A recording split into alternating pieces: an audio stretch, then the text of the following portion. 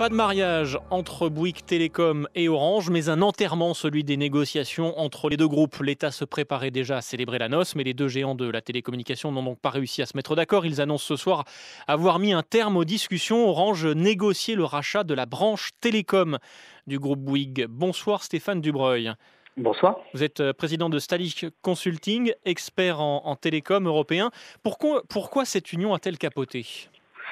Bien, il y avait déjà beaucoup de complexité opérationnelle dans cette opération. Je rappelle, en fait, on allait découper par appartement Bouygues Télécom, c'est-à-dire le découper en 3 à minima, voire 4 ou 5, puisqu'en fait, il y a d'autres bouts sur la branche entreprise qui allaient partir sur des petits acteurs. Et puis, il y avait un problème de gouvernance avec l'État qui capotait, c'est-à-dire que l'État n'était pas d'accord que Bouygues monte jusqu'à un certain seuil et posait des conditions que Martin Bouygues a jugées inacceptables. Il paraît que l'État actionnaire d'Orange aurait été trop gourmand. C'est-à-dire qu'effectivement, quand on consulte un peu les gens qui sont proches du dossier, on est assez étonné de ce qu'a demandé l'État, c'est même assez choquant. Parce qu'on a quand même un industriel français qui a une histoire forte avec le pays, qui est Martin Bouygues, et donc c'est pas très correct d'avoir demandé des choses dont on sait que évidemment elles auraient été refusées. Vous demandez pas à quelqu'un qui devient actionnaire chez vous de lui geler sa participation pendant plusieurs années, de l'empêcher d'avoir des droits de vote, etc. Faire lui dire en clair, t'es sur un strapontin et tu n'as pas voix au chapitre. C'est pas possible avec quelqu'un comme Martin Bouygues et quelqu'un qui a un passé industriel avec le pays. Donc, on est assez étonné et c'est presque un peu limite dans la manière dont ça a été fait. Est-ce que l'État a demandé trop, notamment, est-ce que l'État a surévalué le montant des actions d'Orange ? Non, l'État, lui, déjà, il s'est réveillé un peu tard, parce qu'en fait, ça fait quand même 3 mois qu'il y a des discussions, et on arrive maintenant, je trouve qu'il y a 3 mois de perdu, parce que ça, c'était un point qui pouvait arriver assez rapidement. L'État, lui, c'est son jeu et c'est logique, il essayait de survaloriser Orange, et il essayait de sous-valoriser Bouygues Télécom pour avoir le moins d'échanges d'actions. Ça, c'est, je Parce dirais, que de c'est son assez... côté, Bouygues Télécom avançait le chiffre de 10 milliards d'euros, qui est la somme qui avait été proposée par Patrick Drahi, le patron d'SFR, il y a quelques mois. Est-ce que Bouygues Télécom vaut réellement 10 milliards aujourd'hui ? Alors la valeur d'une entreprise, ça dépend. Enfin, je veux dire, vous avez plein de méthodes de calcul. Certains vous diront que ça les vaut pas, etc. La valeur d'une entreprise, c'est la valeur que quelqu'un est prêt à payer. Donc il y en a qui avaient fait des offres à 5-6, c'était, on va dire, la valeur de marché. Les gens, enfin tous les analystes étaient autour de 5-6. Ensuite, Orange avait proposé 8. Et effectivement, Drahi a fait monter les prix jusqu'à 10. C'est lui qui, en fait, a fait monter la valeur jusqu'à 10. Et assez logiquement, Martin Bouygues a dit, bah, la valeur de référence, c'est 10 maintenant.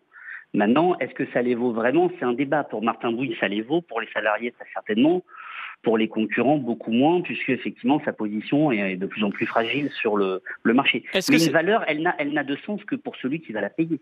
Est-ce que c'est définitif ou est-ce qu'on peut imaginer que les discussions reprendront un jour ? Alors, là, on est dans une situation qui est assez complexe parce que lundi, quand les marchés vont ouvrir, je pense que tous les cours de bourse télécom vont s'effondrer, en tout cas pendant quelques heures. Et après, raison de garder, tout va revenir à la normale. Mais effectivement, aujourd'hui, c'est assez compliqué. Peut-être que ça va crever les abcès et que les problèmes de personnes qu'ont les uns et les autres vont peut-être se régler.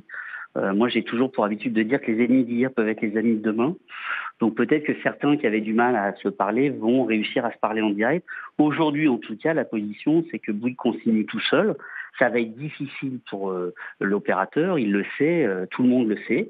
Néanmoins, il n'est pas impossible qu'on trouve une autre solution que... Alors un opérateur étranger, ça paraît un peu compliqué, mais pourquoi pas une renégociation dans quelques semaines ou quelques mois, une fois que l'orage sera un peu dissipé. Il est clair qu'aujourd'hui, en période électorale, je pense que le pouvoir a volontairement poussé des choses inacceptables pour arrêter ce deal. Je pense que c'est une raison politique derrière plus qu'une raison industrielle. Et pour le consommateur, est-ce que c'est une bonne nouvelle ? La guerre des prix va continuer ? Alors, si on regarde stricto sensu de la fenêtre des clients, effectivement, les prix et la guerre va continuer. Est-ce que c'est bon dans un équilibre d'investissement et d'emploi? Je suis pas sûr, parce qu'à un moment, vous touchez ce qu'on appelle un plancher, et on y est aujourd'hui, et ça va être de plus en plus compliqué. Aujourd'hui, vous avez quand même des offres Internet à 19 euros, vous avez des offres télécom à 0 euros pour 2 heures, ou 2 euros. Enfin, on est à des prix qui sont les plus bas du monde. Donc effectivement, pour le consommateur, c'est bien à court terme. Après, est-ce que la qualité de service sera au rendez-vous, etc. Est-ce qu'on aura les nouvelles innovations demain, la 5G, la fibre optique, etc. C'est aussi ça l'enjeu. Il n'y a pas que le prix, il y a aussi l'innovation technologique. Dernier mot, Stéphane Dubreuil. Pour les opérateurs, est-ce que cette guerre des prix est viable? On a une petite idée de la réponse, vous l'avez déjà entamée là. Mais est-ce que ça peut avoir des conséquences, notamment sur la recherche et le développement, autrement dit sur les services futurs rendus aux clients?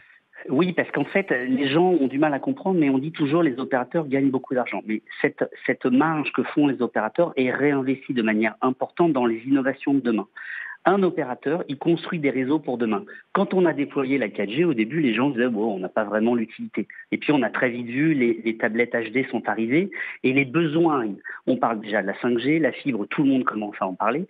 Donc, l'opérateur est obligé. Et un réseau, ça se rentabilise sur plus de 10 ans.